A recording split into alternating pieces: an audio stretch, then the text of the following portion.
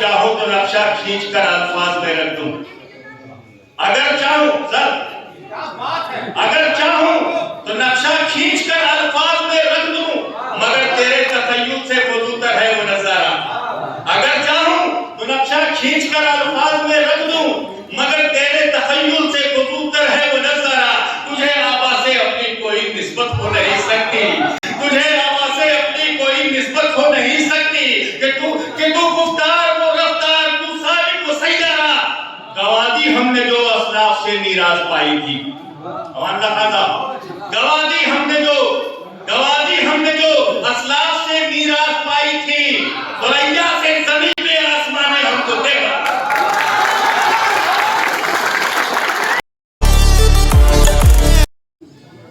السلام علیکم، آداب۔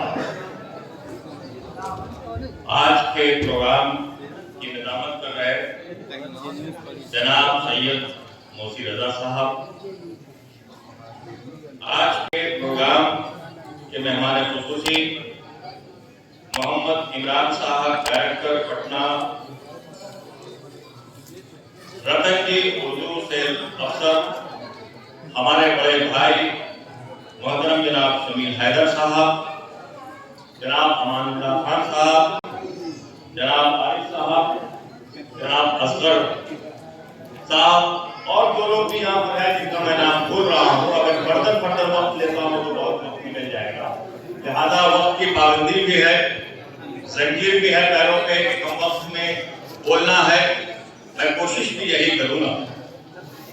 اب سوال یہ ہوتا ہے کہ میں کہاں سے شروع ہوں، اس لیے کہ ہمارے محمد عمران صاحب جو ڈائریکٹر ہے پٹنہ سے، ہمارے خصوصی ہے، بہت ہی اچھے انداز میں گفتگو کر گئے، اور اس کے بعد جناب عارف صاحب اپنی بات رکھ رہے تھے، تو میرے ذہن پہ تو ابھی صرف یہ آ رہا ہے کہ جب میں نکلا تو مجھ سے لوگوں نے پوچھا کہ آپ کہاں جا رہے ہیں، مجھ سے لوگوں نے پوچھا کہ آپ کہاں جا رہے ہیں، میں نے کہا کہ میں کسی تفریح گاہ میں نہیں جا رہا ہوں، میں کسی انٹرٹینمنٹ کے لیے نہیں جا رہا ہوں، بلکہ ایسی محفل میں جا رہا ہوں جہاں ادب پر گفتگو ہوگی، تہذیب پر گفتگو ہوگی، اور اس تہذیب اور اس ادب کا نام ہے اردو زبان۔ اس زبان کی آبیاری کے لیے ہمیں آواز دی گئی ہے اور ہم پہنچیں گے، جس کے لیے ہم محترم جناب رتن جی اور محترم جناب شمیل حیدر صاحب کا بہت ہی شکریہ ادا کرتے ہیں۔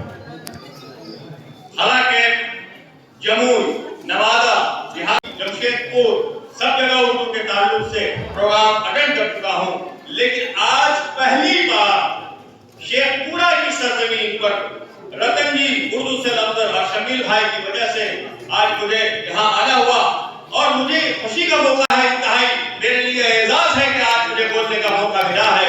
جہاں تک ابھی ہمارے عمران صاحب ڈائریکٹر صاحب بول رہے تھے، تو میں ان کے ذہن میں ایک بات ڈالنا چاہتا ہوں کہ میں نے جموں کا بھی پروگرام دیکھا ہے، میں نے لکھی سرائے کا بھی پروگرام دیکھا ہے، میں نے اوروں جگہ کا پروگرام دیکھا ہے، لیکن جتنی سنجیدگی کے ساتھ یہاں پر لوگ بیٹھے ہوئے ہیں یہ میں نے کہیں نہیں دیکھا۔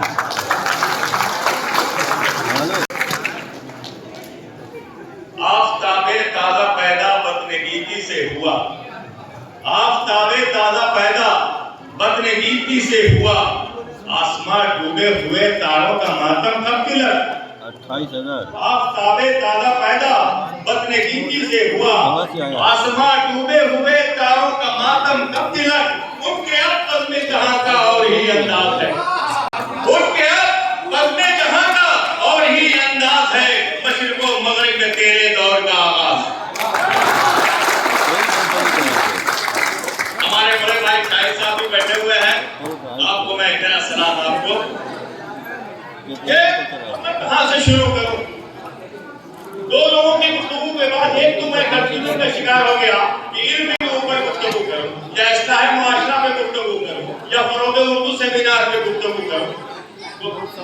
فروغ اردو سیمینار پورا پروگرام ہے یہ، اور یقینی طور پر تمام لوگوں کی گفتگو آج کے اردو فروغ پر ہونا چاہیے تھا۔ علم کے تعلق سے اگر گفتگو کرنا شروع کروں گا تو شاید تمام شعراء کا وقت نکلے گا، لہذا اردو کے تعلق کی گفتگو ہوگی، اردو کے فروغ کی گفتگو ہوگی، اور اس کے لیے جیسا کہ کہا گیا ہے کہ اردو زبان کا کی علامت ہے.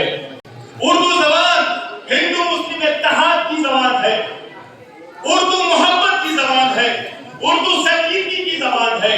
اردو شائستگی کی زبان ہے.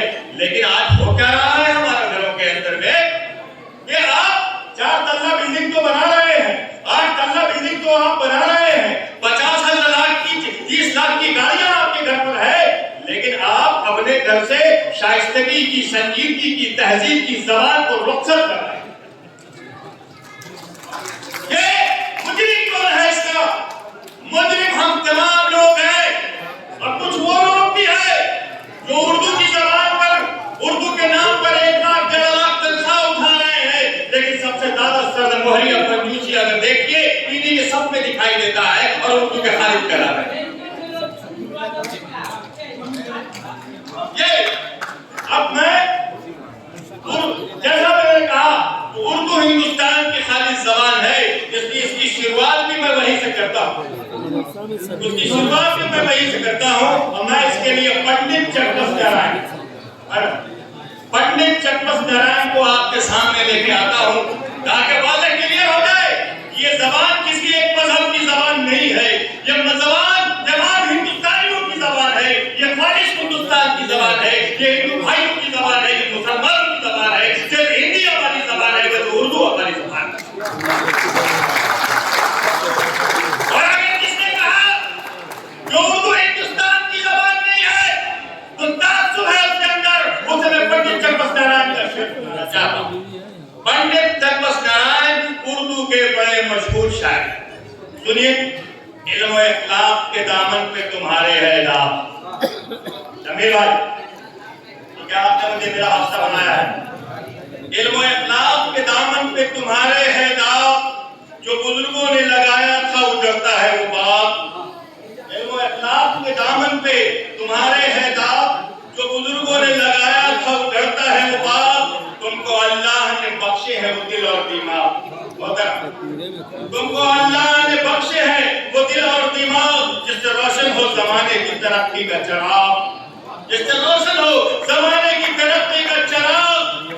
ایک ذرا جذبہ اخلاق کو اعلیٰ کر دو, ایک ذرا جذبہ اخلاق کو اعلیٰ کر دو, اور مرحوم کی تربت کو اجالا کر دو.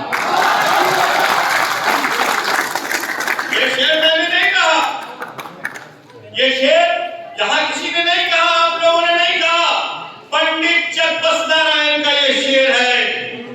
لہذا یہ خالص ہندوستانی زبان ہے, اور اس زبان کی آزادی ہوتی رہے گی. وقت کے کالے بادل جلنا لہرائے, اردو زبان اس کالے بادل کو چیرتے ہوئے چمکتا رہے گا.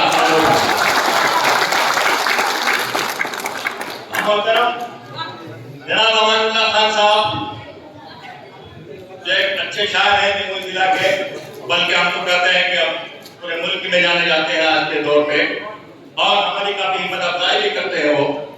تو میرا جو جذبہ ہوتا ہے بولنے کا, تو تپش پتنگوں کو بخش دیں گے, تپش پتنگوں کو بخش دیں گے, لہو چراغوں میں ڈال دیں گے. تپش پتنگوں کو بخش دیں گے, لہو چراغوں میں ڈال دیں گے. ہم ان کی محفل میں آ گئے ہیں تو ان کی محفل سنبھال دیں گے.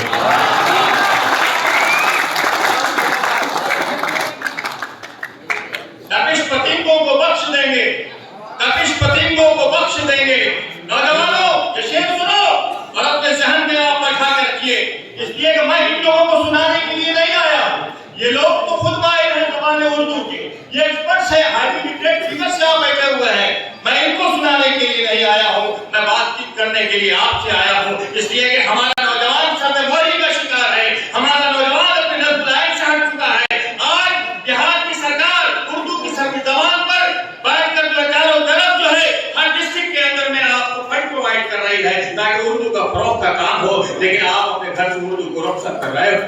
اسی لیے کہتا ہوں کہ تپش پتنگوں کو بخش دیں گے, لہو چراغوں میں ڈال دیں گے. ہم ان کی محفل میں آ گئے ہیں تو ان کی محفل سنبھال دیں گے. لیکن اردو کا فروغ ہوگا کیسے؟ اردو کا فروغ ہوگا کیسے؟ محض تقریر سے اگر اردو کا فروغ ہو تو میں 3-4 گھنٹہ بولتا رہا ہوں, اور میں روایتی انداز سے بولنے کا عادی نہیں ہوں.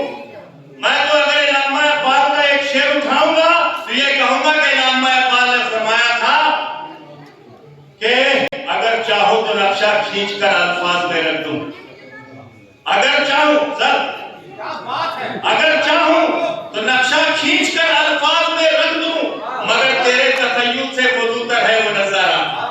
اگر چاہوں تو نقشہ کھینچ کر الفاظ میں رکھ دوں، مگر تیرے تخیل سے فزوتر ہے وہ نظارہ۔ تجھے آبا سے اپنی کوئی نسبت ہو نہیں سکتی، تجھے آبا سے اپنی کوئی نسبت ہو نہیں سکتی، کہ تو گفتار و رفتار، تو سالک و سیارہ۔ گوا دی ہم نے جو اسلاف سے میراث پائی تھی، ہمارا خاصا گوا دی ہم نے جو